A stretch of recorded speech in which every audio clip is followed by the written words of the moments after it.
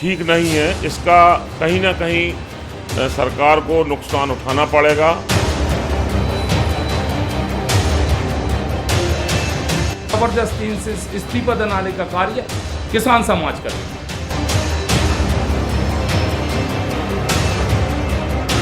जूते भी मारेगा और गाली भी देगा। जबरदस्ती से इस्तीफा दिलाने का कार्य किसान समाज करेगा। ये तीनों अध्यादेशों की स्थिति ये है कि 86% किसान टोटल गुलामी की स्थिति में आ जाएगा। नमस्कार दोस्तों, हमारे देश में किसान आंदोलन लगातार बढ़ता जा रहा है। दिल्ली से लेकर अब गांव-गांव तक ये पहुंच चुका है। तो किसान आंदोलन को लेकर संयुक्त किसान संघ के सदस्य दिनेश धुमोले जी हमारे साथ हैं। आज किसान संघर्ष समिति और किसान संयुक्त मोर्चा ने एक बैठक आयोजित की है, जिसमें आगे इन लोगों की क्या रणनीति है उसको लेकर कुछ बातें हुई हैं। तो हम जानेंगे आज कि आगे इनकी क्या रूपरेखा है।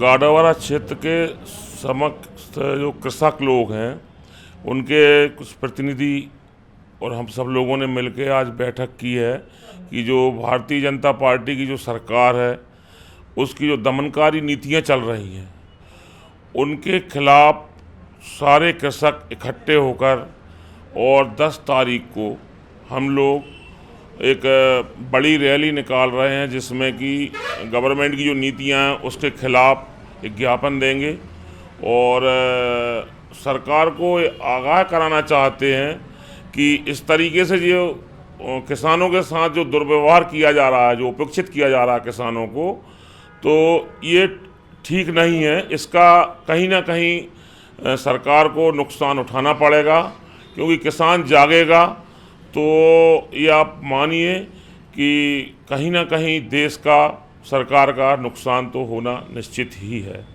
आप 10 तारीख के कार्यक्रम के बारे में बता रहे हैं। 10 तारीख में रैली जो निकाली जाएगी, तो किस तरीके से वो निकाली जाएगी, कहाँ से निकाली जाएगी, उसकी सारी जानकारी। ये रैली गाडावारा तहसील के अलग अलग क्षेत्रों से ट्रैक्टर इकट्ठे होंगे। चीचली, साले चौका, साई खेड़ा, ये सभी ब्लॉक से गाडावारा में एकत्रित होंगे और वहाँ से मंडी प्रांगण पहुँचेंगे। मंडी प्रांगण से ट्रैक्टर सारे लोग इकट्ठे करके खड़े करके और एसडीएम साहब के ऑफिस सब लोग पैदल मार्च करेंगे। वहाँ जाके एसडीएम साहब को ज्ञापन देंगे जो हमारी मांगें हैं उनको लेकर। हमारे जो किसान बंधु जो दिल्ली में बॉर्डर पर लगभग 3 से 4 महीने होने जा रहे हैं, उसको लेकर हमारी मांगें हैं कि जो 3 अध्यादेश हैं, जो सन 47 में देश आज़ादी के पहले मालगुजारी शासन था, उसको आज कंपनियों के माध्यम से दे रहे हैं। तो 3 अध्यादेश हैं, क्षेत्रीय मांगें हैं, जिनमें अभी बिजली की जो वसूली की जा रही है। तो जो देश गुलाम था उस समय पे अंग्रेज़ों द्वारा जो नीति अपनाई जा रही थी, वही नीति को लेकर आज वसूली की जा रही है। 3 हार्स पावर की मोटर के 5 हार्स पावर करके किसानों को लूटा जा रहा है। और यहाँ क्षेत्रीय स्थिति ये बन चुकी है कि आज रेत की स्थिति देख लें कि जहाँ प्राकृतिक व्यवस्थाएं किसानों के गांव से होती हुई जा रही हैं और उनका उपभोग नहीं कर पा रहा है, उसमें जो परेशानियां आ रही हैं वो सारी किसान झेलता है। जब उपभोग की बात आती है तो यहाँ की कंपनियां और यहाँ के ठेकेदार और यहाँ की शासन प्रणाली के द्वारा इस क्षेत्र के लोगों को लुटवाया जा रहा है। और ऐसी कई अनेक 15 सूत्री मांगों को लेकर हम किसान लोग 10 तारीख को वृहद आंदोलन की तैयारी में लगे हुए हैं और बड़ा रूप लेकर गांव-गांव जा रहे हैं। गांव-गांव में जाकर किसान समाज को जगाया जा रहा है और किसान समाज के अधिकार की लड़ाई हम लोग लड़ रहे हैं। और आगामी जो 10 तारीख को अगर हम लोगों की मांगें पूर्ण नहीं होती हैं तो 10 को तो करेंगे ही करेंगे।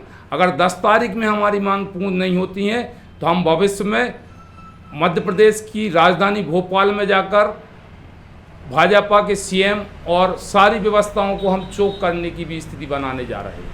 नहीं, इसमें किसान समझ रहे हैं और किसान समझ चुका है कि जो 3 अध्यादेश जो जारी हो रहे हैं, आज परिस्थिति ये है कि कहीं भी पेपर उठाकर देख लो, आज मंडियों की स्थिति ये हो गई कि इनके कानून की व्यवस्था के तहत 49 मंडियाँ, 265 मंडियों में से 49 मंडियों की आय शून्य हो गई है।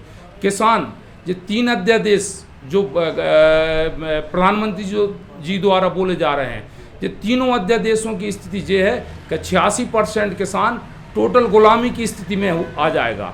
इनकी नीतियों के कारण गुलाम बनेगा, जो कंपनियों के गुलाम बन जाएगा, और जो उत्पादन, जो स्वतंत्रता से जो आज जीवन जीने के लिए और जिंदा रहने के लिए जो उत्पादन किया जा रहा है, ये उत्पादन नहीं होगा। अदर कंपनियां आएंगी अपना एग्रीमेंट करके कई प्रकार की जिनसे की जो बोनी कराएगी, और जो मूलभूत व्यवस्थाएं हैं, वो ढांचा है, उसको पूरा ये अपने हाथ में लेकर और यहाँ एक रोटी के लिए भी तरसा दिया जाएगा। ये परिस्थिति जो 3 अध्यादेश में है, तो ये सिर्फ किसान की लड़ाई नहीं, किसान के माध्यम से ये लड़ाई पूरे देश की जनता के लिए लड़ी जा रही है।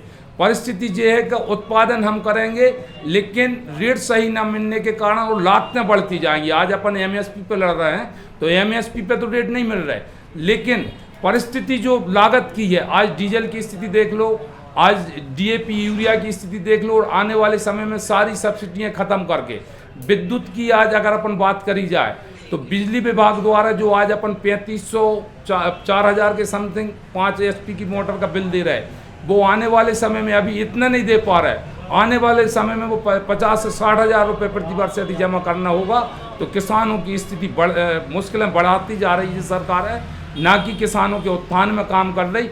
मिडिल क्लास और जो छोटे किसान हैं, उनको पूरी ज़मीन में गड़ाने का ये कार्य कर रही है सरकारें। इनका कहीं कोई उद्देश्य नहीं है कि जिन किसानों को लाभ मिले, इनका तो उद्देश्य है कि पूरे देश को प्राइवेटीकरण की ओर ले जा रहे हैं। अगर नहीं मानेंगे तो किसानों को फाइनल डिसीजन ये रहेगा, सरकारी तंत्र में जितने भी जनप्रतिनिधि हैं गांव-गांव जाएंगे तो ग्रामीण लोग, किसान लोग, उन लोगों के साथ वो स्थिति करेगा कि जो दुश्मनों के साथ में की जाती है, जूते भी मारेगा और गाली भी देगा।